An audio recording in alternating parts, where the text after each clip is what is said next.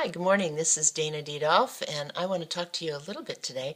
Just a very short video on resistance, how to deal with it in a way that could decrease suffering and pain and actually help you not calculate what you do, where you go, and who you talk to by what you're afraid of feeling.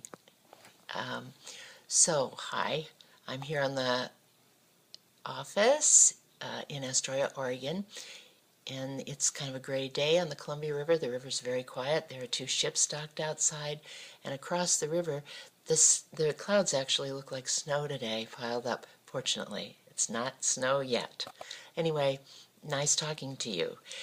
I want to talk to you about resistance and how you can use the body to help you out.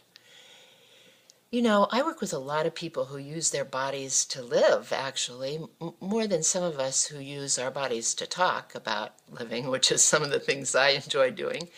But I work with fishermen and loggers and people who move the earth and build roads. I work with other people, too, who work in offices. But one of the things that the people who work intentionally with their bodies, you know, like having to get through a storm when the river or the ocean is really high, those people don't have to think about what they're doing with their bodies. But they may have to think about what they're doing with their bodies when they feel certain things, just like the rest of us. So one of the things you can do is notice something that causes you a lot of distress, something you really hate feeling. Probably it'd be better to notice the thing you want to avoid rather than the feeling.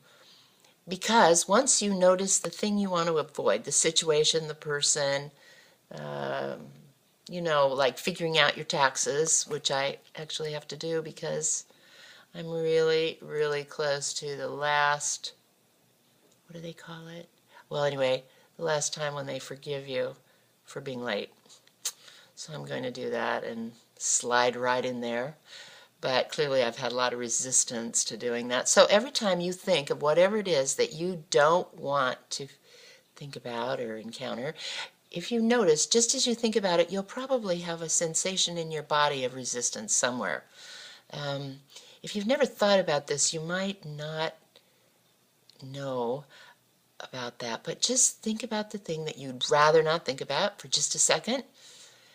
And then notice where it is in your body. Now, in my body, when I have resistance, I often feel like kind of tight in my chest. And it's almost like I can feel, you know, some invisible sort of armor go on around my chest or stomach and just pull me backwards. Sometimes I feel that in social situations.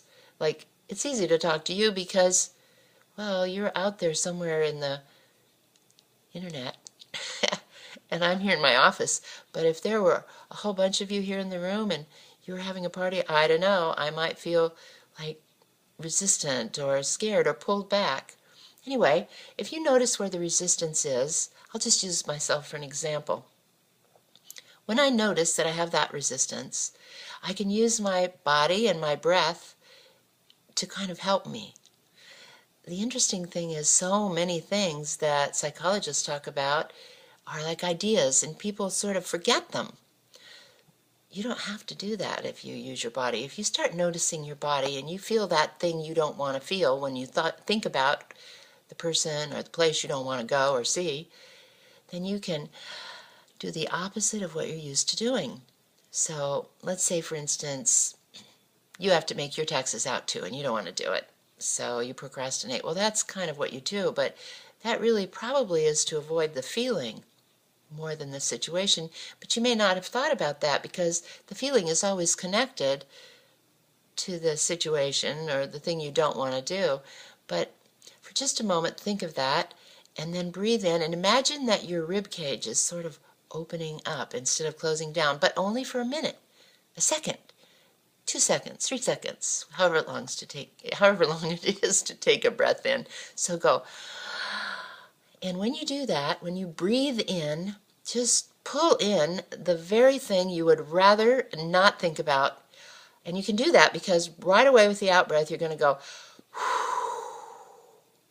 and either send it out or fill up your rib cage with air or a cushion of some kind so you don't feel it so much. Maybe you can just slide a quarter of an inch, a 1/16 of an inch of a cushion under it.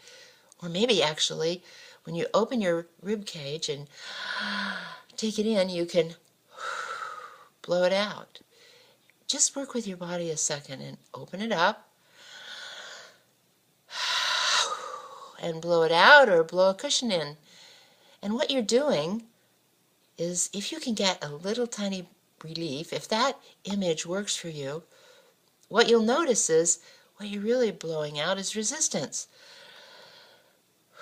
And along with it, the intense feeling of, well, what is that feeling? Really, if it can work with getting me to do my taxes, well, fear works too, actually. I have to tell you. But it's really hard to do them if I have that sense of resistance. So maybe you could work with your body to help you deal with your mind, because your mind may be as rough as the Columbia River bar in a storm and low tide. That's the time when people have a hard time crossing.